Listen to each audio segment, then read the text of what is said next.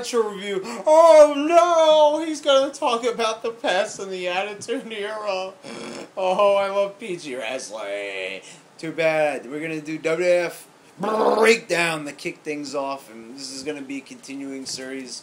If you people enjoy it, I'll continue. Otherwise, we'll just go back to the new shit. So anyway, this is just stuff that I've been watching recently. Feeling nostalgic, so I watched this one on YouTube. Anyway, we start off with Owen Hart versus Edge. This was a very good opener, very hot, lots of moves. Basically, what I like to see in a match. You know, not like spotty or anything. Of course not. You know, you wouldn't expect that from Owen Hart. But you know, everything was just like really fast paced, non-stop action. Christian debuts at the end, distracts Edge. Owen Hart gets a roll up. Pretty decent finish. 3.5 stars. Really good. Then up next you got Too Much versus Al Snow and Scorpio. Too Cold Scorpio from ECW. Al Snow and Scorpio win this one. A decent ECW style match. You know, nice moonsault from Al Snow off the barricade. Also, they were setting up the chairs in the ring and, you know, jumping off the chairs and hitting moves in the corner.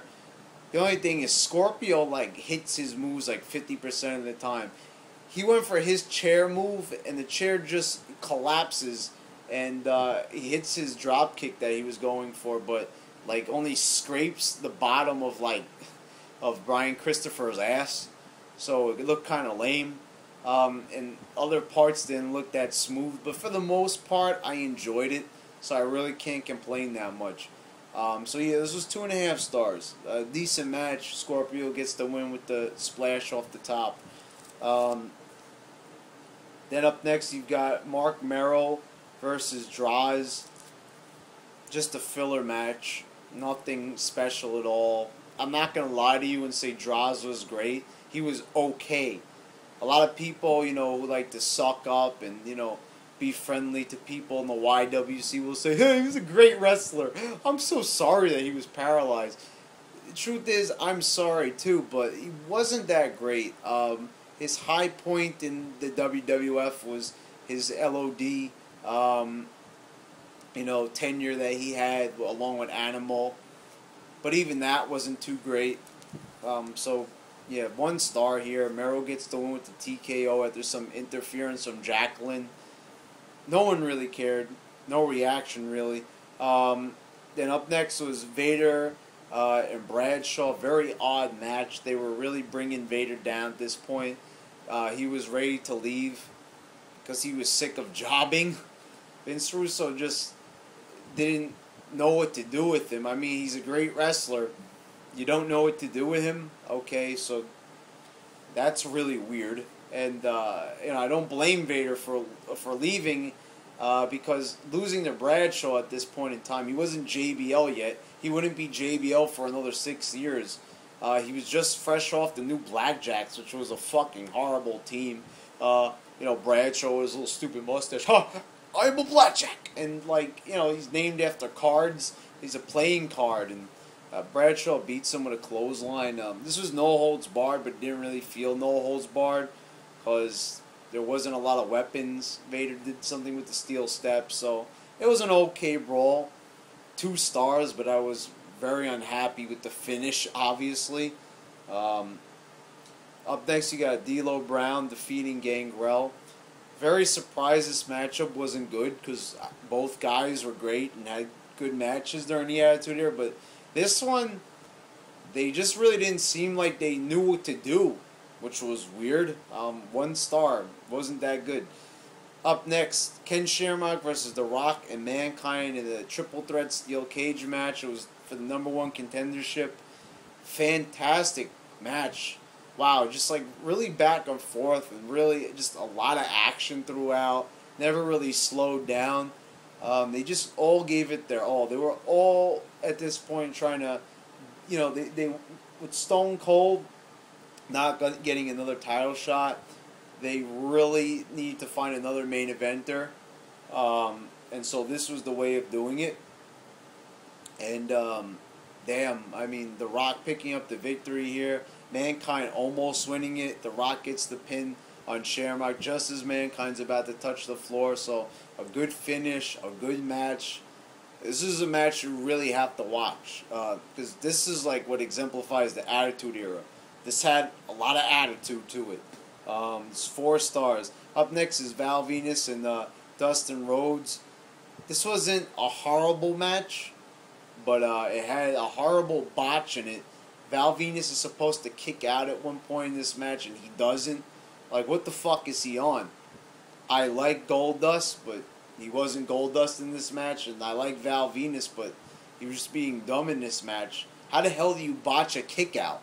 Like, are you fucking serious? The most basic thing they teach you in wrestling school is to kick out, and all of a sudden he botches it. Didn't he know that he wasn't supposed to lose? Because he ends up winning later on with the money shot, and that looked awkward. He just knocks him down and doesn't even do like a power move to keep him down. Just knocks him down with a clothesline, and then goes up top and hits his move. Also, very weird. I like the storyline that Val Venus was fucking his wife, but we were supposed to feel sympathetic towards Dustin Rhodes, even though he left his wife. He walked out on her for Luna, of all people. Imagine leaving Terry for Luna.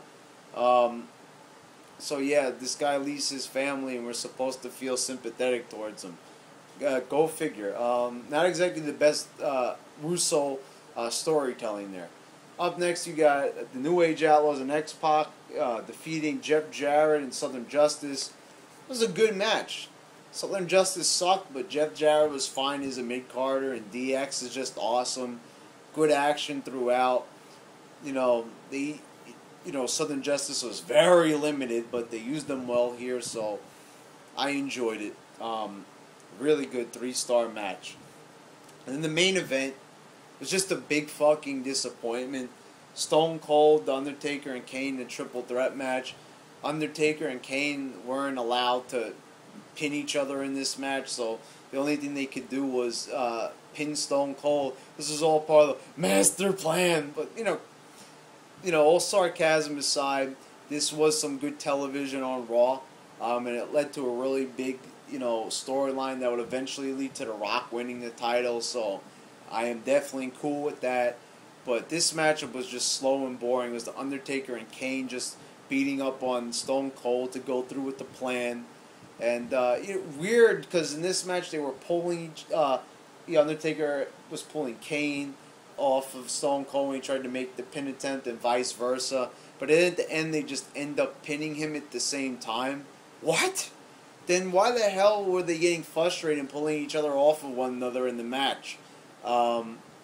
That made no sense. So this main event was just boring, a slow, methodical beatdown. Stone Cold's comebacks were exciting, but they were few and far between. So just a handicap match, basically. A glorified handicap match, as JR said. Not smart booking.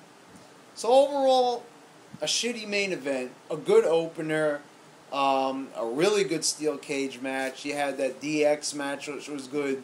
So a couple of good things on the card, but a lot of bad, matches. A lot of filler. I'm gonna give it a 7 out of 10. Could have been a lot better, but still decent. I'm gonna do reviews on better pay-per-views in the future. So subscribe and comment and tell me what you think. All right, motherfuckers, that's it.